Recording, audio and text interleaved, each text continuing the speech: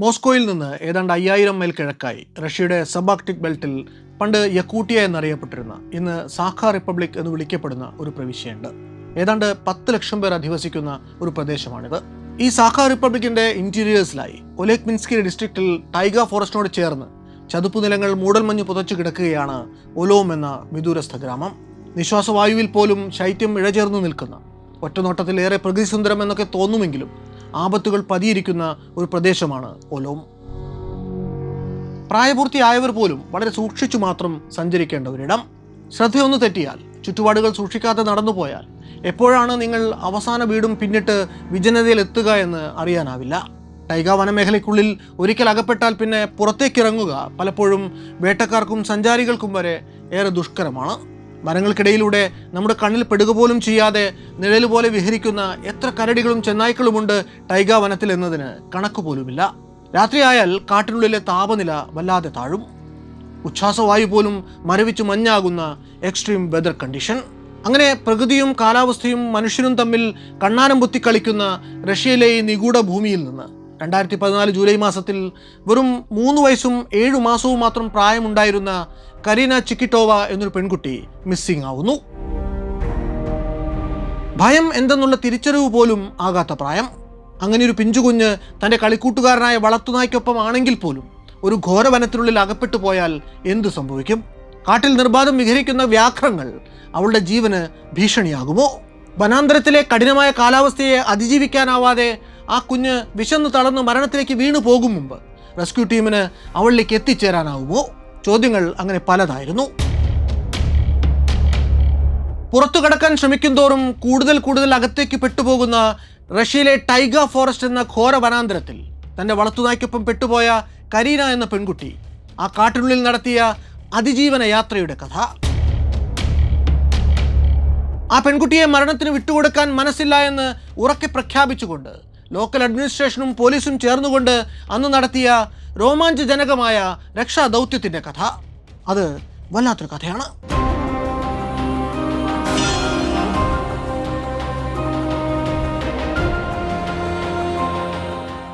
ജില്ലാ ആസ്ഥാനമായ ഒലേക്മിൻസ്കിൽ നിന്ന് 70 കിലോമീറ്റർ അകലെ സ്ഥിതി ചെയ്യുന്ന ഒരു കുഞ്ഞു ഗ്രാമമാണ് ഒലോം. അതാണെങ്കിൽ മിക്കവാറും മാപ്പുകളിലൊന്നും ഇല്ലാത്ത ഒരിടമാണ്. നമ്മുടെ നഗരങ്ങളുടെ പുരോഗമന നാട്യങ്ങളൊന്നും തന്നെ എത്തി നോക്കിയിട്ടില്ലാത്ത നാടാണ് ഒലോം. ഗ്രാമത്തിലെ വിരലിലെണ്ണാവുന്ന വീടുകൾ ഏതാണ്ട് എല്ലാം തന്നെ മരം കൊണ്ടുണ്ടാക്കിയ ക്യാബിൻ ടൈപ്പ് വീടുകളാണ്. ഒലോമിലും സാഖ റിപ്പബ്ലിക്കിലെ മറ്റു പ്രദേശങ്ങളിലും വളരെ കുറഞ്ഞ ജനസാന്ദ്രത മാത്രമേ ഉള്ളൂ. ഏറ്റവും അടുത്ത അയൽവീട് ചിലപ്പോൾ കിലോമീറ്ററുകൾ അപ്പുറത്താവും. 9 പുരുഷന്മാരും 4 സ്ത്രീകളുമായി ആകെ 13 പേരാണ് 2010 അവിടെ താമസം ഉണ്ടായിരുന്നത്. ഇന്ന് 2025 അവിടെ ആകെയുള്ളത് 39 താമസക്കാർ മാത്രമാണ്. അവിടെ സെൽ ടവറുകളില്ല. അതുകൊണ്ട് തന്നെ മൊബൈൽ ഫോണുകൾക്ക് അവിടെ സിഗ്നൽ കിട്ടാറുമില്ല. ടാറിട്ട നല്ല റോഡിലേക്ക് എത്തണമെങ്കിൽ ഗ്രാമത്തിൽ നിന്ന് മണ്ണ് റോഡ് പിടിച്ച് ചുരുങ്ങിയത് 40 മൈലെങ്കിലും താണ്ടേണ്ടതുണ്ട്. മഴ പെയ്താൽ ഈ മൺറോഡുകൾ ചെളിയിൽ പുതഞ്ഞു പോകും. വല്ലപ്പോഴും കടന്നു പോകുന്ന ലൈൻ ബസ്സുകളുടെയും കാറുകളുടെയും പട്ടാള ജീപ്പുകളുടെയും ഒക്കെ ചക്രങ്ങൾ പതിഞ്ഞുണ്ടാകുന്ന കുഴികളിൽ പിന്നെ വെള്ളം കെട്ടിക്കിടക്കും. വേനലിൽ ഈ പ്രദേശം വൈരുദ്ധ്യങ്ങളുടെ സംസ്ഥാന സമ്മേളനമാണ്. പകൽ മുഴുവനും വെയിലേറ്റ് വെട്ടിത്തിളങ്ങുന്ന പുൽമേടുകളും കാട്ടിലെ മരങ്ങളും രാത്രിയായാൽ കടുത്ത തണുപ്പിൽ വിറങ്ങലിച്ചു നിൽക്കും. വീടുകൾക്കും പറമ്പുകൾക്കും വേലി കെട്ടുന്ന പതിവ് ഇവിടുത്തുകാർക്കില്ല. അതുകൊണ്ട് നാടെവിടെ അവസാനിക്കുന്നു, കാടെവിടെ തുടങ്ങുന്നു എന്ന് ഒരൊറ്റ കാഴ്ചയിൽ പെട്ടെന്ന് അങ്ങോട്ട് മനസ്സിലാവില്ല. അവസാനത്തെ വീടിൻ്റെ വേലി അവസാനിക്കുന്നിടത്ത് കാട് തുടങ്ങും. അങ്ങ് ദൂരെ നഗരത്തിൽ അധിവസിക്കുന്ന മനുഷ്യർ പാടെ മറന്നു കഴിഞ്ഞ പലതുമാണ് ഒലോം നിവാസികളുടെ ജീവനോപാധികൾ. അവർ വേട്ടയാടും, മീൻ പിടിക്കും, കാട്ടിൽ കയറി വിറകും ചുള്ളിയുമൊക്കെ ശേഖരിക്കും. ഈ ഒലോം ഗ്രാമത്തിലെ ഒരു കർഷക തൊഴിലാളി കുടുംബത്തിൽ 2010 കരീന ചിക്കിറ്റോവ ജനിക്കുന്നത്. അമ്മ ടാലിനയ്ക്ക് വയസ്സ് 18 തികയുന്നതേ ഉള്ളൂ അന്ന്. റഷ്യൻ പട്ടാളത്തിലായിരുന്നു അച്ഛൻ റാഡിയോൺ. അവർക്കിടയിൽ ഔപചാരികമായിട്ടുള്ള വിവാഹമൊന്നും കഴിഞ്ഞതല്ല. എപ്പോഴോ കണ്ടിഷ്ടപ്പെട്ടു, അവർക്കൊരു കുഞ്ഞുണ്ടായി എന്നതല്ലാതെ അതിനെ നോക്കുന്ന കാര്യത്തിൽ അച്ഛൻ്റെ ഭാഗത്തു നിന്ന് കാര്യമായ ഒരു ഇടപെടലും ഉണ്ടായിട്ടില്ല. ഏതോ കാട്ടിൽ റേഞ്ചറായി ഡിപ്ലോയ്ഡ് ആയിട്ടുള്ള അയാൾ വല്ലപ്പോഴും ഒന്ന് വന്ന് കുഞ്ഞിൻ്റെ വിശേഷം തിരക്കിയാലായി. കരീനയുടെ അപ്പൂപ്പനും അമ്മൂമ്മയും അമ്മയും നിത്യേന പാടത്ത് പണിക്ക് പോകുന്നവരാണ്. അതിരാവിലെ വെളിച്ചം വന്നു തുടങ്ങുന്നതിന് മുമ്പ് തന്നെ അവർ പണിക്കെന്നും പറഞ്ഞ് വീട്ടിൽ നിന്നിറങ്ങും. പിന്നെ ആ വീട്ടിൽ കുഞ്ഞും വളർത്തുപട്ടി നായിതയും മാത്രമേ കാണൂ. ഈ കുഞ്ഞിനെ കാണാതാവുന്നതിന് 1-2 ദിവസം മുമ്പ് അമ്മൂമ്മയ്ക്ക് BP കൂടി. പല ദിവസങ്ങളിലും അവർക്ക് പാടത്ത് പണിക്ക് പോയി ഉച്ചയ്ക്ക് മുമ്പ് തന്നെ തിരികെ വരേണ്ടി വന്നു. ഈ സംഭവം നടക്കുന്ന അന്ന് കുഞ്ഞുണർന്ന സമയത്തേക്ക് അമ്മൂമ്മ ഉറക്കം വിട്ട് ഉണർന്നിട്ടില്ല. കുഞ്ഞിനതൊരു പ്രശ്നമേ അല്ല. ഉണർന്നെഴുന്നേറ്റ പാടെ സാധാരണ കുഞ്ഞുങ്ങളെപ്പോലെ വാശി പിടിച്ച് കിടന്ന് ചിണുങ്ങുകയോ വിശക്കുന്നു ബ്രേക്ക്ഫാസ്റ്റ് തായോ എന്നൊന്നും പറഞ്ഞ് കരഞ്ഞ് ബഹളം വയ്ക്കുകയോ ഒന്നും അവൾ ചെയ്യാറില്ല. ആ വീട്ടിലെ സാഹചര്യം അങ്ങനെയാണ്.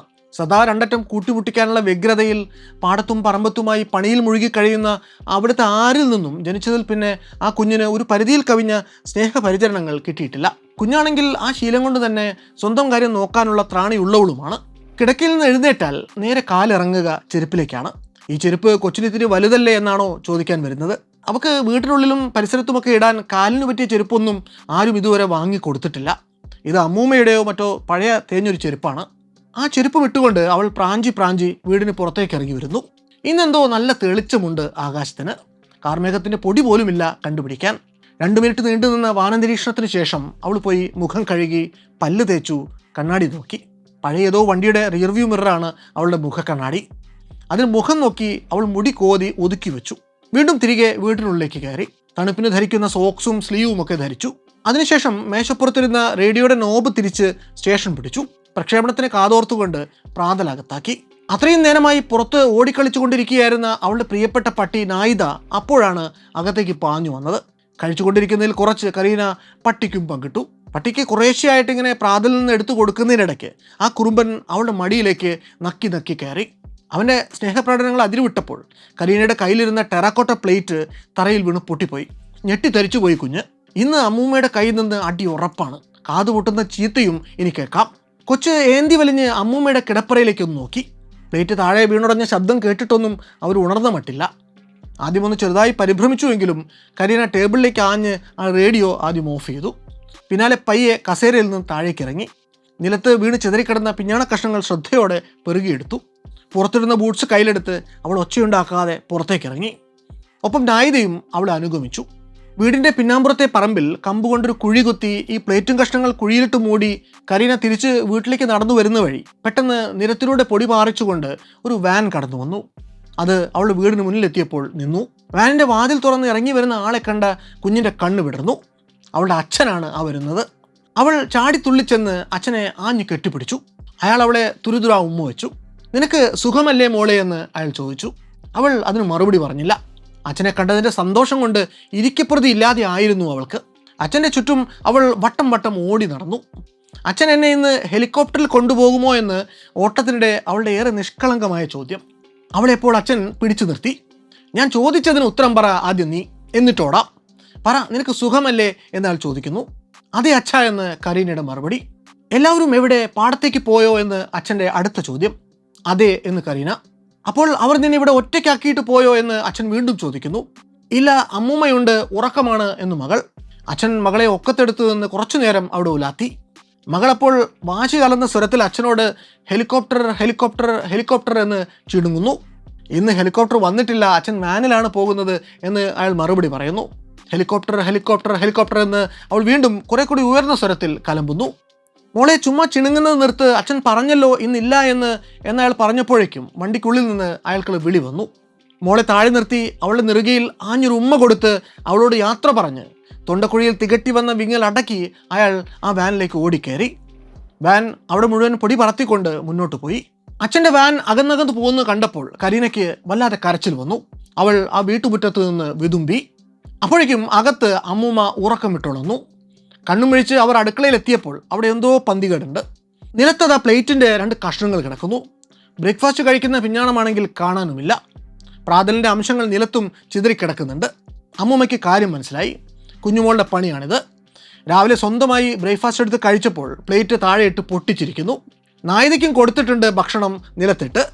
ഇന്നിവിടെ 2 കൊടുത്തിട്ട് തന്നെ കാര്യമെന്ന് അവർ ഉറപ്പിക്കുന്നു. കരീന, നീ എവിടെയാണ് ഈ പോയി ഒളിച്ചിരിക്കുന്നത് എന്ന് അവർ ഉച്ചത്തിൽ കൊച്ചുമോളെ വിളിച്ചു. ആ വിളി പുറത്തു നിന്ന കരീന കേട്ടു. അയ്യോ, അമ്മൂമ്മ ഉണർന്നു. പാത്രം പൊട്ടിയതും അമ്മൂമ്മയ്ക്ക് മനസ്സിലായിട്ടുണ്ട്. ഇന്ന് എന്തായാലും നല്ല അടി കിട്ടുമെന്ന് മനസ്സിൽ ഓർത്തപ്പോഴേക്കും തന്നെ കരീനയുടെ കാലിന് ചിറകു മുളച്ചു. അവൾ അച്ഛൻ പോയ വാനിന് പിന്നാലെ ഓട്ടം പിടിച്ചു. പിന്നീടുണ്ടായ സീക്വൻസ് ഓഫ് ഇവൻറ്റ്സ് ഏറെക്കുറെ സിനിമാറ്റിക് ആണ് എന്ന് വേണമെങ്കിൽ പറയാം. കരീന വീടിൻ്റെ പിന്നാമ്പുറത്തുകൂടി വാനിന് പിന്നാലെ ഓട്ടം തുടങ്ങിയ സമയത്താണ് അവളുടെ അമ്മൂമ്മ പുറത്തേക്ക് ഇറങ്ങുന്നതും ദൂരേക്ക് അകന്നകന്നു പോകുന്ന ഈ വാൻ കാണുന്നതും. എന്നാൽ വാനിൽ നിന്ന് അപ്പോൾ സാമാന്യം അകലെയായി അതിന് പിന്നാലെ ഓടിത്തുടങ്ങിയ കരീനയെ അമ്മൂമ്മ അപ്പോൾ സ്പോട്ട് ചെയ്യുന്നില്ല. അവർ അവളെ തേടി വീണ്ടും തിരിച്ച് വീടിനുള്ളിലേക്ക് നടന്നു കയറുന്നു. ഇവർ അകത്തേക്ക് കയറിയ സമയം കൊണ്ട് കരീന വീട്ടുപരിസരം വിട്ടുപിടിക്കുകയും ചെയ്തു. ആ വണ്ടി പട്ടാള വണ്ടിയാണ് എന്ന് അമ്മൂമ്മയ്ക്കറിയാം. അതുകൊണ്ട് അപ്പോൾ അവർ ധരിക്കുന്നത് കൊച്ചുമോളുടെ അച്ഛൻ വിസിറ്റിന് വന്നു എന്നും അയാൾ അവളെ കൂടി വാനിൽ കയറ്റി കൊണ്ടുപോയി എന്നുമാണ്. അച്ഛൻ്റെ വാനിന് പിന്നാലെ ഓടിയ ഓട്ടത്തിൽ കുറച്ചു ദൂരം മുന്നിൽ കരീന ആയിരുന്നുവെങ്കിലും പിന്നെ മുന്നോട്ടുള്ള പോക്കിനെ നയിച്ചത് നായിദയാണ്. തൻ്റെ പ്രിയപ്പെട്ട വളത്തുപട്ടി പോയ വഴിയെ കരീന എന്ന 3.5 വയസ്സുകാരിയും ചാടിത്തുള്ളി ഏറെ ദൂരം ഓടിച്ചെന്നു. നമ്മൾ സാധാരണ നേച്ചർ ബുക്കുകളിലോ ഡോക്യുമെൻ്ററികളിലോ ഒക്കെ കണ്ട് ശീലിച്ചിട്ടുള്ള കാടുകൾ പോലെയല്ല ടൈഗ ഫോറസ്റ്റ്. കൊടും കാടാണ്. അത്ര എളുപ്പത്തിൽ നടന്നു പോകാൻ പോലും പറ്റാത്ത വിധം അടിക്കാടും വളർന്നു കിടക്കുകയാണ് അതിൻ്റെ ഉള്ളിൽ. മരങ്ങൾ തഴച്ചു വളർന്നു കിടന്ന് താഴേക്ക് വെളിച്ചം പോലും കടക്കാൻ പ്രയാസമാണ് ചിലയിടങ്ങളിൽ. മറ്റു ചിലയിടങ്ങളിൽ വാരിക്കുഴി പോലെയുള്ള ചതുപ്പ് നിലകളുണ്ട്. ചെന്നുകയറി കുടുങ്ങിപ്പോയാൽ മാത്രമേ അറിയാനാകൂ. കരടികൾ, ചെന്നായ്ക്കൾ, കാട്ടുപൂച്ചകൾ, കുറുക്കന്മാർ, അങ്ങനെ പലവിധ ജന്തുക്കൾ ഇറങ്ങി നടക്കുന്ന കാടാണ്. അവിടേക്കാണ് വെറും 3.5-4 വയസ്സുള്ള ഒരു കൊച്ചുകുട്ടി നടന്ന് കയറിയിരിക്കുന്നത്. കുറേ നേരം കാട് കയറി നടന്നു മടുത്തപ്പോൾ കരീന പട്ടിയുടെ കഴുത്തിലെ കോളറിൽ പിടിച്ചു വലിച്ചുകൊണ്ട് അവനോട് പറയുന്നുണ്ട്, വാ നമുക്ക് വീട്ടിൽ പോകാമെന്ന്. എന്നാൽ അങ്ങനെ പറഞ്ഞ് പിന്തിരിഞ്ഞു എന്ന ധാരണയിൽ നടന്നു തുടങ്ങിയ അവൾ താൻ ഓരോ അടി വെക്കുമ്പോഴും ആ ഘോരവനത്തിൻ്റെ കൂടുതൽ ഉള്ളിലേക്ക് പോവുകയാണ്, തിരികെ വീട്ടിലേക്ക് എത്തിപ്പെടാനുള്ള സാധ്യത അത്രയും കുറഞ്ഞു വരികയാണ് എന്ന് തിരിച്ചറിയുന്നുണ്ടായിരുന്നില്ല. കരീനയുടെ ജീവന് ഭീഷണി സത്യത്തിൽ പ്രഡേറ്ററായിട്ടുള്ള മൃഗങ്ങളെക്കാൾ ആ കാട്ടിനുള്ളിലെ കാലാവസ്ഥയാണ്. വേനൽക്കാലമാണ് അതെങ്കിലും രാത്രിയിൽ താപനില 5-6 ഡിഗ്രി വരെ താഴാം. ആ താപനിലയിൽ നല്ലൊരു ജാക്കറ്റ് ധരിച്ചില്ല എങ്കിൽ നിങ്ങൾ തണുത്തു വിറങ്ങലിച്ചു പോകും. ഹൈപ്പോതെർമിയ എന്നൊന്നുണ്ട്. അതായത് നമ്മുടെ ശരീരത്തിൻ്റെ സാധാരണ താപനില 37 ഡിഗ്രി സെൽഷ്യസ് ആണ്. അതിൽ നിന്ന് 2-3 ഡിഗ്രി ബോഡി ടെമ്പറേച്ചർ താഴെ പോയാൽ മതി, അത് ശരീരത്തിലെ അവയവങ്ങളുടെ സ്വാഭാവികമായിട്ടുള്ള പ്രവർത്തനത്തെ വിപരീതമായിട്ട് ബാധിക്കും. വിറയൽ, ജലദോഷം, മരവിപ്പ് എന്നിവയാണ് ആദ്യ ലക്ഷണങ്ങൾ. പിന്നാലെ കടുത്ത വിറയൽ, സംസാരിക്കുമ്പോൾ ആശയക്കുഴപ്പം, മയക്കം, ദുർബലമായ നാഡിമിടിപ്പ്, ശ്വസിക്കാൻ പ്രയാസം എന്നിങ്ങനെ പല ബുദ്ധിമുട്ടുകളും നേരിടാം. കുഞ്ഞ് മിസ്സിംഗ് ആണ് എന്ന് വീട്ടുകാർ തിരിച്ചറിയുന്നത് 4 ദിവസത്തിന് ശേഷം അവളുടെ അച്ഛൻ വീണ്ടും ആ വഴി വന്നപ്പോൾ മാത്രമാണ്. കുഞ്ഞ് അച്ഛൻ്റെ കൂടെ പോയി എന്ന അമ്മൂമ്മയുടെ സാക്ഷ്യത്തിന് പുറത്താണ് വീട്ടുകാർ 4 ദിവസം പോലീസിൽ വിവരം അറിയിക്കാതിരുന്നത്. തിരികെ വന്ന അച്ഛൻ്റെ കൂടെ കരീനയെ കാണാതെ വന്നപ്പോൾ കുഞ്ഞെവിടെയെന്ന് വീട്ടുകാർ തിരക്കി. താൻ അവളെ കൊണ്ടുപോയിട്ടില്ല കൂടെ എന്ന് അയാൾ മറുപടി പറഞ്ഞപ്പോഴാണ് കുഞ്ഞ് കഴിഞ്ഞ 4 ദിവസമായി മിസ്സിംഗ് ആണ് എന്ന് അവർ തിരിച്ചറിയുന്നത് തന്നെ. ഉടനടി അവർ പോലീസിൽ പരാതിപ്പെടുകയും ചെയ്തു. ഒലേഗ്മിൻസ്ക് പോലീസിൻ്റെ ഭാഗത്തു നിന്ന് പെട്ടെന്ന് തന്നെ സത്വരമായിട്ടുള്ള നടപടികളുണ്ടായി. CIDയുടെ ഡെപ്യൂട്ടി ഹെഡായിട്ടുള്ള ലെവൻ ബെർഗൻ നിക്കോളോവിച്ച്, റെസ്ക്യൂ ഓപ്പറേഷനുകൾ നയിച്ചു പരിചയമുള്ള ഐക്ക ലാൻഡ്രസോവ് എന്നിവരാണ് ഈ കേസിനെ അന്വേഷിക്കാൻ വേണ്ടി അന്ന് ചുമതലപ്പെടുത്തപ്പെടുന്നത്. അവർ ചേർന്ന് ആദ്യമായി ചോദ്യം ചെയ്യുന്നത് കരീനയുടെ അമ്മ ടാലിനെയാണ്. കുഞ്ഞിനെ അച്ഛന് നോക്കാൻ വിട്ടുകൊടുക്കുന്നതിനെ കുറിച്ചുള്ള ചർച്ചകൾ ആയിടെ നടന്നിരുന്നു. കുഞ്ഞിന് എന്തു പറ്റിയെന്ന് അറിയില്ല, സംഭവ ദിവസം താൻ തൻ്റെ അച്ഛൻ്റെ ഒപ്പം പാടത്തായിരുന്നു എന്നായിരുന്നു കുഞ്ഞിൻ്റെ അമ്മയുടെ മൊഴി. റെസ്ക്യൂ ടീമിലെ ആളുകൾക്കാണെങ്കിൽ ആ പ്രദേശം വേണ്ടത്ര പരിചയമില്ലായിരുന്നു. കാട്ടിൽ ഇരപിടിക്കുന്ന മൃഗങ്ങളൊക്കെ ഉണ്ടാവുമോ ഈ കാലത്ത് എന്ന് അവർ കുഞ്ഞിനെ മുത്തച്ഛനോട് ചോദിക്കുന്നുണ്ട്. ഉണ്ട്, കരടികളുണ്ട്, ചെന്നായ്ക്കളും കാട്ടുപൂച്ചകളും ഒരുപാടെണ്ണമുണ്ട് എന്ന് അയാൾ മറുപടി പറയുന്നു. എത്ര കരടി കാണും? സുമാർ ഒരു 2-3 എണ്ണമൊക്കെ എന്ന് പോലീസുകാരൻ വീണ്ടും ചോദിച്ചപ്പോൾ, അല്ല അതിൽ കൂടുതൽ കാണും, ഇക്കൊല്ലം കാട്ടിൽ കൂണുകൾ എമ്പാടുമുണ്ട്, ബെറികളും കായ്ച്ചു നിൽക്കുകയാണ്, കരടികൾക്ക് വേണ്ടത്ര തീറ്റയുള്ള സമയമാണ് എന്ന് അപ്പൂപ്പൻ മറുപടി പറയുന്നു. അമ്മൂമ്മയെ ചോദ്യം ചെയ്തപ്പോൾ, എനിക്ക് പ്രഷർ കൂടിയെന്ന് തോന്നുന്നു, തല ചുറ്റുന്നു, ഒന്ന് കിടക്കണം, കുഞ്ഞ് അച്ഛൻ്റെ കൂടെ പോയി എന്നാണ് ഞാൻ കരുതിയത്, അല്ല എന്ന് ഇവർ പറഞ്ഞപ്പോഴാണ് മനസ്സിലായത്, കുഞ്ഞ് കാട്ടിലേക്ക് വല്ലതും നടന്നു പോയി കാണണം, അല്ലാതെ വേറെ എവിടെയും പോകാനിടയില്ല എന്നായിരുന്നു അമ്മൂമ്മയുടെ മറുപടി. ഇതെല്ലാം കേട്ടപ്പോൾ അന്വേഷണ സംഘത്തിൻ്റെ സംശയങ്ങൾ ഇരട്ടിച്ചു. കുഞ്ഞിൻ്റെ പട്ടാളക്കാരനായ അച്ഛനെയും പോലീസ് അന്ന് ചോദ്യം ചെയ്യുന്നുണ്ട്. അയാളുടെ ആണെങ്കിൽ ചോദ്യങ്ങൾ കുറെ കൂടി ബ്രൂട്ടലായിരുന്നു. നിങ്ങളുടെ മോളെ എന്തിനാണ് നിങ്ങൾ കൊന്നുകളഞ്ഞത്, ബോഡി എവിടെയാണ് ഡംപ് ചെയ്തത്, ഇതൊക്കെയായിരുന്നു അവരുടെ ചോദ്യങ്ങൾ. വല്ലാത്തൊരു വീർപ്പുകൂട്ടലോടെ ആ ചോദ്യങ്ങൾക്കൊക്കെയും അയാൾ മറുപടി കൊടുത്തു. അതിനിടയ്ക്ക് മകളെ ഓർത്ത് അയാൾ 1-2 വട്ടം വിതുമ്പുന്നുണ്ട്. എന്തായാലും 1-2 റൗണ്ട് ചോദ്യം ചെയ്യൽ കഴിഞ്ഞപ്പോൾ CID ഡിപ്പാർട്ട്മെൻറ്റ് കരീനയുടെ അടുത്ത ബന്ധുക്കളെയെല്ലാം സംശയത്തിൻ്റെ നിഴലിൽ നിന്ന് നീക്കി നിർത്തി. കുഞ്ഞിനെ കാണാതായത് തന്നെയാണ്. മിക്കവാറും അവൾ കാട്ടിനുള്ളിലേക്ക് നടന്നു പോയി കാണും എന്ന് പോലീസ് വിധി എഴുതി. അവളെ അന്വേഷിച്ച് കണ്ടെത്താൻ വേണ്ടി ലോക്കൽ പോലീസിന് നിർദ്ദേശം കിട്ടി. 100 പേരടങ്ങുന്ന ഒരു റെസ്ക്യൂ സംഘത്തെയും അന്ന് നിയോഗിച്ചു. വീട്ടിൽ നിന്ന് കാട്ടിലേക്കുള്ള വഴിയെ തിരഞ്ഞ് എന്ന സംഘത്തിൻ്റെ കൂടെ കുഞ്ഞിൻ്റെ അപ്പൂപ്പനും അന്നുണ്ടായിരുന്നു. സംഘത്തിൽ ഒരാൾ പോകുന്ന വഴിക്ക് ചെളിയിൽ പുതഞ്ഞു കിടന്ന ഒരു കുഞ്ഞു ഷൂസിൻ്റെ പാട് കണ്ടു. അപ്പൂപ്പൻ അപ്പോൾ തന്നെ അത് തൻ്റെ കൊച്ചുമകളുടേതാണ് എന്ന് സ്ഥിരീകരിച്ചു. ആ കാൽപ്പാടുകൾ നീണ്ടത് കാട്ടിനുള്ളിലേക്കായിരുന്നു. അതോടെ സംഘം ഒരു കാര്യം ഉറപ്പിച്ചു, കുഞ്ഞ് പോയിരിക്കുന്നത് ആ കാടിനുള്ളിലേക്ക് തന്നെയാണ്. വരും ദിവസങ്ങളിലും അവർ ആ ദിശയിൽ തന്നെ തിരച്ചിൽ തുടർന്നു. ആ കാടിനെ ഇഴകി മുറിച്ചുകൊണ്ട് അന്വേഷണ സംഘം അതിൻ്റെ തിരച്ചിൽ തുടരുമ്പോൾ അതേ പെരുങ്കാടിൻ്റെ മറ്റൊരു കോണിൽ കരീന എന്ന 3.5 വയസ്സുകാരി തൻ്റെ കളിക്കൂട്ടുകാരനായ നായിദയ്ക്കൊപ്പം കാട്ടിനുള്ളിലെ കളിചിരികൾ തുടരുകയാണ്. അപ്പോഴേക്കും ദിവസം 1-2 ആയി എങ്കിലും അവൾ ഇതുവരെയും ഭയം ആവേശിച്ചിട്ടില്ല. താൻ വീട്ടിൽ നിന്ന് ഏറെ ദൂരെ എവിടെയോ കാട്ടിനുള്ളിൽ പെട്ടുപോയി എന്നോ അല്ലെങ്കിൽ തന്നെ അവിടെ വെച്ച് ഏതെങ്കിലും കാട്ടുമൃഗങ്ങൾ ആക്രമിക്കുമെന്നോ ഒക്കെയുള്ള തോന്നലുകൾ ആ പിഞ്ചു മനസ്സിൽ അപ്പോഴും വന്നിരുന്നില്ല. കാട്ടിനുള്ളിലെ കൗതുകങ്ങളെ പിന്തുടർന്ന് അവൾ അങ്ങനെ പോവുകയാണ്. വല്ലാതെ വിശന്നപ്പോൾ അവൾ കാട്ടിലെ ബെറിപ്പഴങ്ങൾ പറിച്ചു തിന്നു. ബെറിപ്പഴങ്ങൾ എമ്പാടുമുണ്ടായിരുന്നു. ഏത് തിന്നാൽ വിശപ്പ് മാറും, ഏതിനാണ് മധുരമുള്ളത് ഇല്ലാത്തത്, ഏതാണ് വിഷം എന്നൊന്നും ആ കൊച്ചു കുഞ്ഞിന് നിശ്ചയമുണ്ടായിരുന്നില്ല. എന്നിട്ടും കാട്ടിൽ കൺമുന്നിൽ കണ്ടതൊക്കെയും അത് പറിച്ചു തിന്നു. വല്ലാതെ ദാഹിച്ചപ്പോൾ അരുവിയിൽ മുഖം ചേർത്തും കുഞ്ഞു കൈകൾ കൊണ്ട് കുമ്പിൾ കോട്ടിയും അവൾ വെള്ളം കുടിച്ചു. സൈബീരിയയിലെ അരുവികളിലെ വെള്ളം വേനൽക്കാലത്തും ക്രിസ്റ്റൽ ക്ലിയർ ആണ്. നമ്മുടെ നഗരങ്ങളിലെ ഏതു വില കൂടിയ വാട്ടർ ഫിൽറ്ററുകളെക്കാളും പരിശുദ്ധവുമാണത്. അവളുടെ വളർത്തുപട്ടി നായതയാകട്ടെ പെരിച്ചാഴി, അരണ എന്നല്ല അവന് കിട്ടിയതിനെയൊക്കെയും പിടിച്ചകത്താക്കുന്നുണ്ടായിരുന്നു. രാത്രിയിൽ പുല്ലുകൾക്കിടയിൽ തളർന്നുറങ്ങുന്ന അവൾ തണുപ്പ് കലശലായപ്പോൾ അതിൽ നിന്ന് രക്ഷപ്പെടാൻ വേണ്ടി നായതയെ ആഞ്ഞു കെട്ടിപ്പിടിച്ചു. അടുത്ത ദിവസം പകൽ കാട്ടിലൂടെ നായതയ്ക്കൊപ്പം നടന്നു പോകുമ്പോൾ ഒരു മരത്തിന്റെ ചോട്ടിലെ കട്ടുറുമ്പുകളെ കണ്ട് കരീന നിന്നു. അവയിൽ ഒന്നിനെ ഒരു ചുള്ളിക്കമ്പിൽ അവൾ എടുക്കാൻ ശ്രമിച്ചു. മുകളിലേക്ക് നോക്കുമ്പോൾ അവിടെ അതാ ഒരു അണ്ണാറക്കണ്ണനെ കണ്ടു. മുത്തശ്ശി പറഞ്ഞ കഥകളിൽ മാത്രം കണ്ടു ശീലിച്ച അവനെ അവൾ തലയ്ക്ക് മുകളിൽ കൈവച്ച് കോക്രി കാട്ടി രസിപ്പിക്കാൻ ശ്രമിച്ചു. പെട്ടെന്നതാ തൊട്ടപ്പുറത്തെ മരങ്ങൾ കിടന്ന് കുലുങ്ങുന്നു. കരീനയുടെ കണ്ണുകൾ ഭയം കൊണ്ട് വികസിച്ചു വന്നു. അവൾ അങ്ങോട്ട് തന്നെ തുറിച്ചു നോക്കി നിന്നു. അകാരണമായൊരു ഭയം നായതയെയും ആവേശിച്ചു. അവനും നിർത്താതെ കുരച്ചു തുടങ്ങി. ഇത് കരടി തന്നെയാണ്, ഇപ്പോൾ ഇത് നമ്മളെ രണ്ടുപേരെയും പിടിച്ചു തിന്നും, ബാ നമുക്ക് ഓടി രക്ഷപ്പെടാമെന്ന് അവൾ നായതയോട് പറഞ്ഞു. രണ്ടും കൂടി പിന്തിരിഞ്ഞ് ഒരൊറ്റ ഓട്ടം വെച്ചു കൊടുത്തു. അപ്പോഴേക്കും മരങ്ങളെ പിടിച്ചു കുലുക്കിയ ആ ജന്തുവും പുറത്തേക്ക് ഇറങ്ങി വന്നു. അത് ഒരു പശുവായിരുന്നു. അടുത്ത ദിവസം ആയപ്പോഴേക്കും കരീനയ്ക്ക് അമ്മയെ ഓർമ്മ വന്നു. അമ്മേ അമ്മേ എന്ന് ചിണുങ്ങിക്കൊണ്ട് അവൾ നടന്ന് ഒരു കുന്നിൻ്റെ മുകളിലെത്തുന്നു. മുന്നിലേക്ക് വേണ്ട പോലെ നോക്കാതെ നടന്നുപോയ അവൾ അതിൻ്റെ ചെരുവിലേക്ക് മറിഞ്ഞു വീഴുന്നു. ഉരുണ്ടുരുണ്ടു പോയ അവൾ താഴെ അരുവിയുടെ അടുത്തു വരെയും എത്തുന്നു. അപ്പോഴേക്കും നായത ആ അരുവിയുടെ മറ്റേ കരവഴി നീന്തി അവളുടെ അടുത്തെത്തുന്നു. അവൾക്ക് ഒന്നും പറ്റിയിട്ടില്ല. കിടന്ന കിടപ്പിൽ മാനം നോക്കി അവൾ എന്തൊക്കെയോ ആലോചിക്കുകയാണ്. അടുത്ത ദിവസം ആ അരുവിക്കരയിലൂടെ തന്നെ നടന്നുപോയ കരീന കാലുകൾ രണ്ടും ചെളിയിൽ പുതഞ്ഞ് അവിടെ കുടുങ്ങി പോകുന്നുണ്ട്. അപ്പോൾ അവളെ അടുത്തു വന്ന് ഉടുപ്പിൽ കടിച്ചു വലിച്ച് കരക്കെത്തിക്കുന്നത് നായതയാണ്. അന്ന് രാത്രിയിലും കൊടും തണുപ്പിൽ അവൾക്ക് ചൂട് പകർന്നു കൊടുത്തതും അവൻ തന്നെ. അടുത്ത പകൽ കരീന കാട്ടിലൂടെ നടന്നിങ്ങനെ പോവുകയാണ്. പെട്ടെന്ന് മുന്നിൽ 10-20 അടി ദൂരെയായി വീണ്ടും പഴയ പോലെ പൊന്തകൾ അനങ്ങുന്നു. ഇത്തവണ അതിന് കാരണക്കാരൻ അധികം താമസമില്ലാതെ പുറത്തേക്ക് ഇറങ്ങി വന്നു. ഒരു ഭീമാകാരനായ കരടി. അവിടെ ഒരു മരത്തോട് ചേർന്ന് കരീനയും നായയും തുറിച്ചു നോക്കിക്കൊണ്ട് അതങ്ങനെ നിൽക്കുകയാണ്. ഇത്തവണ അവൾ ശരിക്കും ഭയന്നുപോയി. നായതയും പതിവ് പോലെ കുരയോട് കുര തന്നെ. ഒരു ആക്രമണം ഉറപ്പാണ്. എന്തു ചെയ്യണമെന്നറിയാതെ ചുറ്റിനും നോക്കിയ ശേഷം താഴെ കിടന്നൊരു മരക്കമ്പെടുത്ത് അവൾ കയ്യിൽ പിടിച്ചു. അടുത്തേക്കെങ്ങാനും അവൻ വന്നാൽ ഒരൊറ്റ അടി വെച്ചു കൊടുക്കുക തന്നെ. കരടി അപ്പോഴേക്കും എഴുന്നേറ്റ് കൈകൾ വിടർത്തി നിന്നു. അടുത്തത് ആക്രമണം തന്നെ, സംശയമൊന്നും വേണ്ട. എന്നാൽ കൃത്യം ഇതേ സമയത്ത് ആകാശത്ത് കാടിൻ്റെ പച്ചില തലപ്പുകളോട് ചേർന്നുകൊണ്ട് ഒരു ഹെലികോപ്റ്റർ വന്ന് മുരണ്ടുകൊണ്ട് ഹോവർ ചെയ്തു നിൽക്കുന്നു. കരീനെ അന്വേഷിച്ചു വന്ന സെർച്ച് മിഷൻ ടീം അംഗങ്ങൾ തന്നെ ആയിരുന്നു ആ ചോപ്പറിൽ ഉണ്ടായിരുന്നത്. ആകാശത്ത് നിന്ന് ബൈനോക്കുലർ വെച്ച് നോക്കിയിട്ടും പക്ഷെ അവർക്ക് അതിനടിയിൽ നിൽക്കുന്ന ഈ കുഞ്ഞിനെ കാണാൻ പറ്റുന്നില്ല. എന്നാൽ ഇങ്ങനെയൊരു കോപ്റ്റർ വന്നപ്പോഴുണ്ടായ കാറ്റും ബഹളവും താഴെ കുഞ്ഞിനെ ആക്രമിക്കാൻ മുതിർന്നു നിന്ന കരടിയെ ഭയപ്പെടുത്തുന്നു. അത് പിന്തിരിഞ്ഞ് കാട്ടിനുള്ളിലേക്ക് ഓടിക്കളയുന്നു. ദിവസങ്ങൾ പിന്നെയും എണ്ണി കൊഴിഞ്ഞു പോയിക്കൊണ്ടിരുന്നു.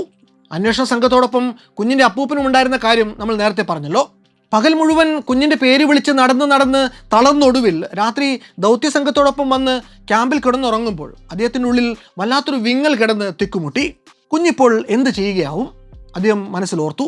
വല്ലതും കഴിച്ചിട്ടുണ്ടാകുമോ ഈ ദിവസമെല്ലാം? നിറയെ ഇഴജന്തുക്കളുള്ള കാടാണ്. ഇല്ല, എൻ്റെ കുഞ്ഞിനെ ഒന്നും ചെയ്യില്ല എന്ന് അദ്ദേഹം മനസ്സിനെ സമാധാനിപ്പിച്ചു. ഒന്നുറങ്ങാൻ വിഫലമായി വീണ്ടും ശ്രമിച്ചു. ദിവസം 10 ആയപ്പോഴേക്കും സെർച്ച് ടീമിൻ്റെ ആവേശം ഒരു പരിധിവരെ തണുത്തു കഴിഞ്ഞിരുന്നു.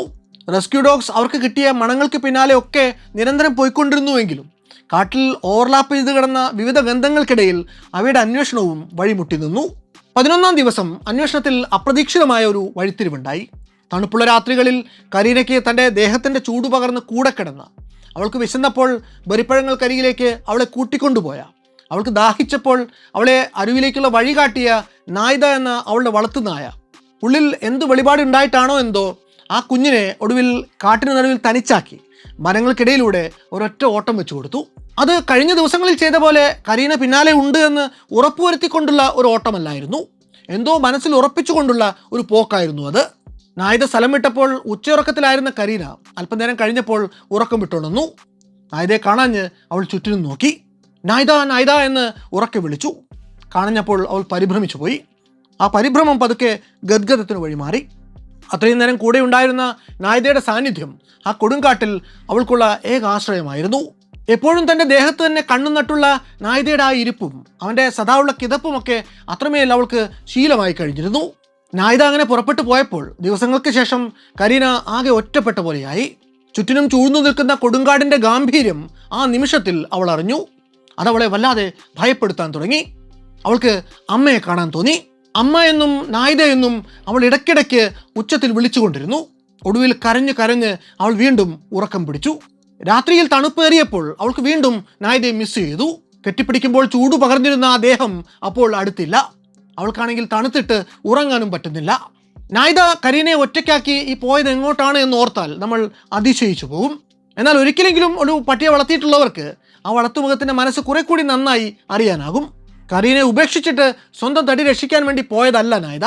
ആ 10 ദിവസം കൊണ്ട് ഒരു കാര്യം അവന് മനസ്സിലായിരുന്നു. കരീനയ്ക്ക് പിന്നാലെ ഇങ്ങനെ നടന്നാൽ ഒരിക്കലും കാട്ടിനുള്ളിൽ നിന്ന് പുറത്തു കടക്കാനാവില്ല. അതുകൊണ്ട് അവൻ ചെയ്തത് വന്ന വഴികൾ മണത്തു പിടിച്ച് തിരികെ ഗ്രാമം ലക്ഷ്യമിട്ട് കുതിച്ചു പായുകയാണ്. പോകും വഴി അവൻ സെർച്ച് പാർട്ടിയുടെ ക്യാമ്പിലെത്തുന്നു. അവൻ വെറുതെ വന്നതല്ല, അവരെ കൂട്ടിക്കൊണ്ടു പോകാൻ വന്നതാണ്. അടുത്ത ദിവസം അവർ ആ നായ്ക്കൊപ്പം തിരികെ കാട് കയറി. നായിദ അവരെ നേരെ കൊണ്ടുപോയത് ഉൾക്കാട്ടിലൂടെ പുഴയൊഴുകുന്നതിൻ്റെ കരയിൽ ആളൊപ്പം പുല്ല് വളർന്ന് കിടക്കുന്ന ഒരിടത്തേക്കാണ്.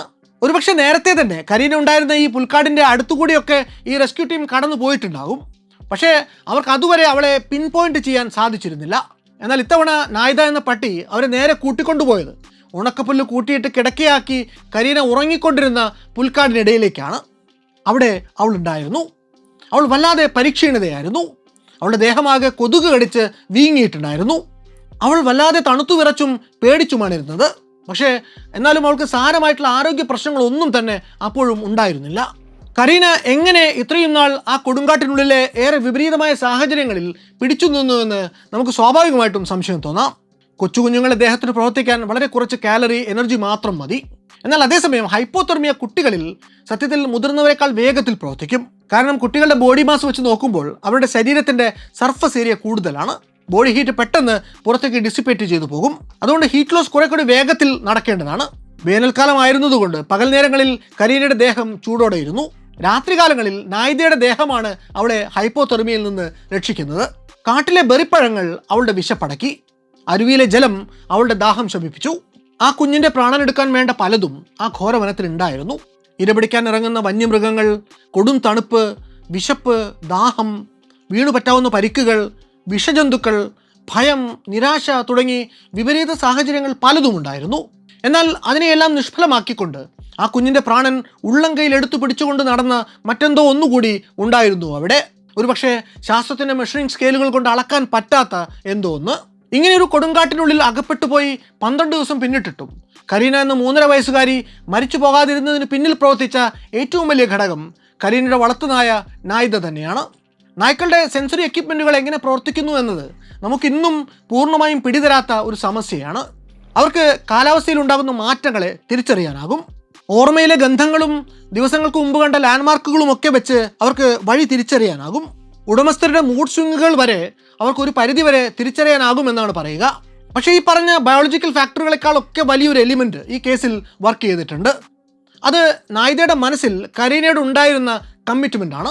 ആ പട്ടിക്ക് വേണമെങ്കിൽ ആദ്യ ദിവസം തന്നെ വീട്ടിലേക്ക് തിരികെ വരാമായിരുന്നു. ആരും അവനോട് കരീനയെക്കുറിച്ച് ചോദിക്കില്ലായിരുന്നു.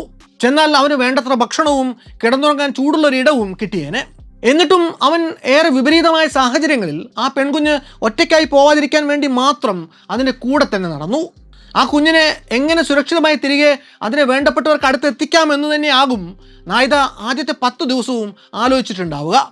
കുഞ്ഞ് സ്വന്തമായി തന്നെ തിരിച്ചു നടന്ന് വീട്ടിലേക്ക് പോകാൻ വേണ്ടിയായിരിക്കും അത് കാത്തിരുന്നിട്ടുണ്ടാവുക. ഒടുവിൽ വേറെ വഴി ഉണ്ടാവില്ല എന്ന് തിരിച്ചറിഞ്ഞതുകൊണ്ടാകും മനസ്സില്ലാ മനസ്സോടെയെങ്കിലും അവൻ ആ കുഞ്ഞിനെ തനിച്ചാക്കി തിരികെ ഗ്രാമത്തിലേക്ക് മടങ്ങിയതും. റെസ്ക്യൂ ടീമിനെ കണ്ടെത്തിയ ശേഷം നായിദ തിരിച്ച് അവരെ നേരത്തെ കരീനെ ഉപേക്ഷിച്ചിട്ട് പോകുന്ന ഇടത്തേക്ക് തന്നെ തിരികെ എത്തിച്ചത് എങ്ങനെയെന്നതും ഏറെ അതിശയകരമാണ്.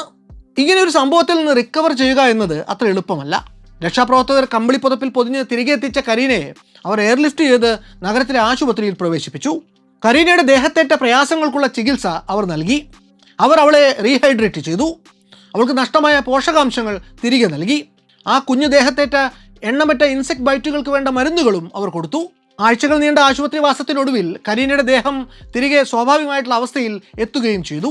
ശരീരത്തെ പരിചരിക്കുക കുറെ കൂടി എളുപ്പമാണ്. ഏതെങ്കിലും തരത്തിലുള്ള ട്രോമകളെ നേരിട്ട് തിരികെ വരുന്നവർക്ക് കൂടുതൽ കാലതാമസം വരിക മനസ്സിനെ തിരികെ പിടിക്കാനാണ്. അതിന് മാസങ്ങൾ നീണ്ടു നിൽക്കുന്ന കൗൺസിലിങ്ങും ബോധപൂർവമായിട്ടുള്ള മനോവ്യായാമങ്ങളും മെഡിക്കൽ ഹെൽപ്പും വരെ വേണ്ടി വരാറുണ്ട്. എന്നാൽ കരീനയുടെ കാര്യത്തിലുണ്ടായ ഒരു ഗുണം അവളുടെ കുറഞ്ഞ പ്രായമാണ്.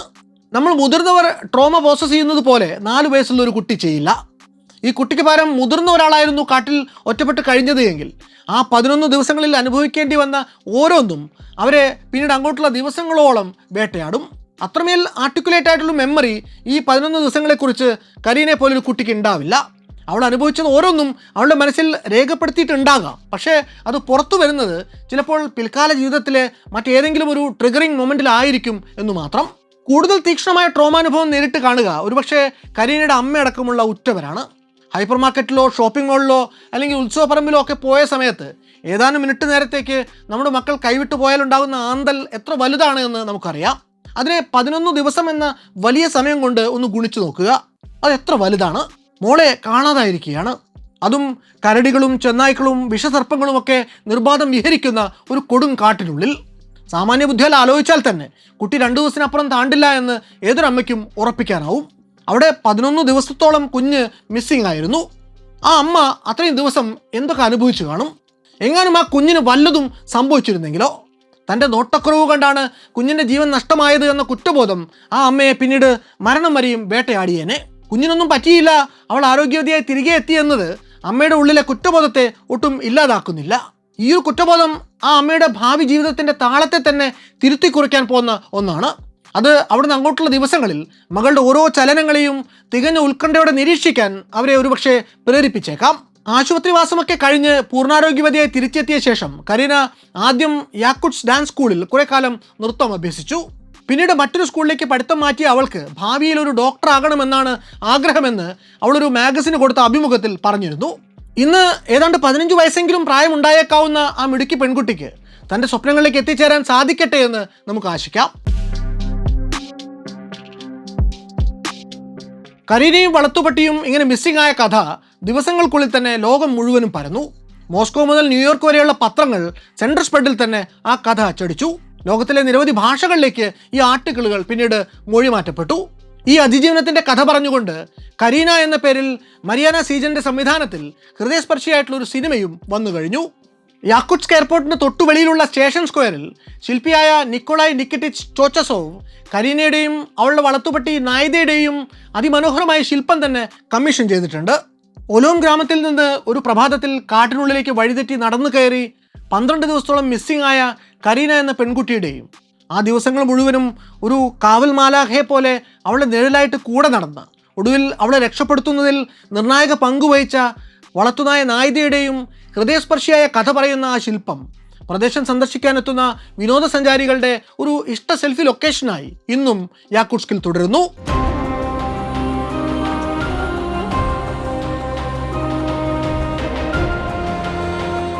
മറ്റു വല്ലാത്ത കഥയുമായി ഇനിയും വരാം.